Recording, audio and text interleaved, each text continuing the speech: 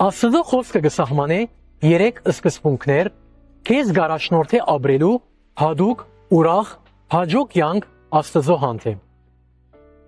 Առաջին սկզբունքը համոզում։ Հռոմեացիս 14:5 Թող ամեն մարդ իր միտքը հաջեցնե։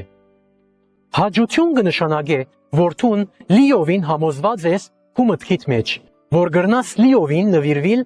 անոր առանց վերաբահության։ Եթե դու կգրնաս բանիմա մասնակցել եւ սերտ հարաբերություն ունենալ Քրիստոսի հետ միևնույն ժամանակ, ադիգա քեզի համար սխալ չէ։ Մեր սրտերը գորոշեն մեր վարքը։ Օրը մենք հաշիվ պիտի տանք մեր կյանքին յուրաքանչյուր խոսքի, յուրաքանչյուր արած ընտրության։ Դες 2 Կորինթացիս 5:10 Շատ հաճախ մենք կփորձենք օրորվել մեջտեղը, փորձելով երթալ աշխարհին հետ եւ Աստծո հետ։ Նաեւ մենք պետք է լիազորենք մեր երանդը եւ մտածողությունը այնպես, որ գոքնե մեզի համացայինին լեզու գտնել իրարու հետ։